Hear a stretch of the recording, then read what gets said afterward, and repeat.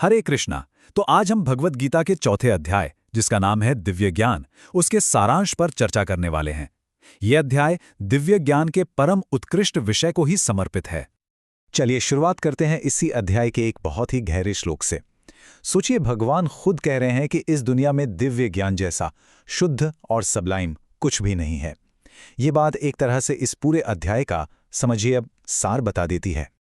अब एक बहुत ही दिलचस्प बात भगवान यहाँ बताते हैं। वो कहते हैं कि ये ज्ञान कोई नई चीज नहीं है जो वो अर्जुन को पहली बार दे रहे हैं। नहीं, ये तो एक शाश्वत विज्ञान है जो समय के साथ खो गया था और अब वो उसे फिर से जगा रहे हैं अर्जुन के लिए, और अर्जुन के माध्यम से हम सबके लाभ के लिए। तो इस ज्ञान की प्रामाणिकता क्या है, ये कहाँ से आ रहा है? इसको समझने के लिए हमें सबसे पहले इसकी आदर्श परंपरा को देखना होगा, जो सृष्टि की शुरुआत से चली आ रही है। और ये परंपरा कितनी पुरानी है, जरा सोचिए। 12 करोड़ साल से भी पहले खुद भगवान श्री कृष्ण ने ये ज्ञान सूर्यदेव विवस्वान को दिया। फिर विवस्वान से ये ज्ञान मनु तक पहुंचा और मनु ने इसे अपने पुत्र राजा इक्ष्वाकु को दिया। और आज वही भगवान उसी ज्ञान को अर्जुन से कह रहे हैं। तो देखिए, ये एक अटूट चेन है जिसे हम परंपरा कहते हैं, और इसी से इस ज्ञान की शुद्धता बनी रहती है। तो फिर सवाल ये उठता है कि अगर ये परंपरा इतनी पुरानी थी तो भगवान को इसे दोबारा क्यों बताना पड़ा?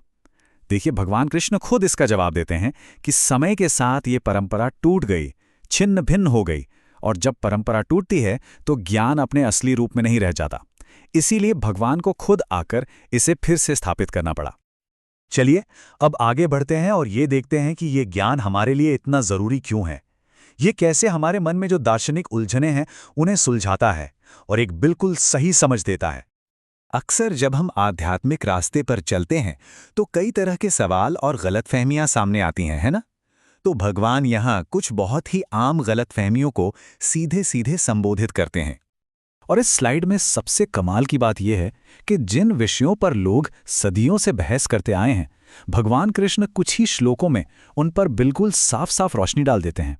जैसे कि ये धारणा के सारे रास्ते एक ही मंजिल पर जाते हैं। भगवान कहते हैं, नहीं, जो जैसी शरणागति करेगा उसे वैसा ही फल मिलेगा। या फिर जाति व्यवस्था, भगवान स्पष्ट करते हैं कि ये जन्म पर नहीं बल्कि व्यक्ति के गुण और कर्म पर आधारित है। तो ये ज्ञान हमें भ्रम से निकालकर स्पष्टता देता है। तो अब एक बहुत ही प्रैक्टिकल पॉइंट पर आते हैं।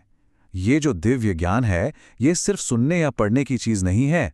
इसका एक बहुत बड़ा व्यवहारिक फायदा है, और वो ये है कि ये हमें हमारे कर्मों के बंधन से, उसके रिएक्शन से मुक्त कर देता है।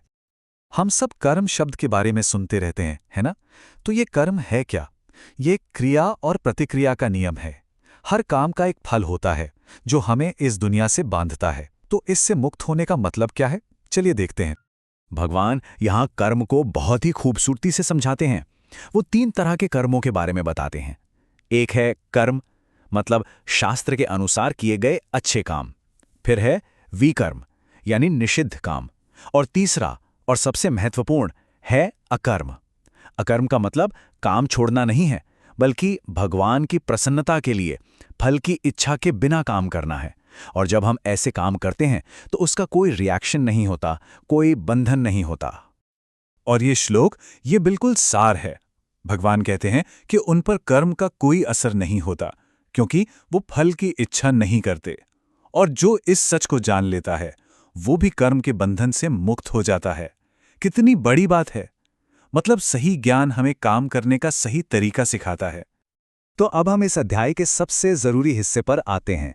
हमने ज्ञान की महिमा समझी, उसकी प्रामाणिकता समझी, पर सवाल यह है कि यह ज्ञान मिलेगा कैसे? इसका अधिकारी कौन बन सकता है? और इसका जवाब है यज्ञ से, त्याग से। और ये एक बहुत ही गहरा सिद्धांत है। देखिए, दुनिया का कोई भी ज्ञान हम अपनी बुद्धि के बल पर हासिल कर सकते हैं, लेकिन आध्यात्मिक ज्ञान, दिव्य ज्ञान, ये सिर्फ दिमाग से नहीं मिलता। इसके लिए चरित्र चाहिए, हृदय का परिवर्तन चाहिए। तो फिर इसका प्रैक्टिकल प्रोसेस क्या है?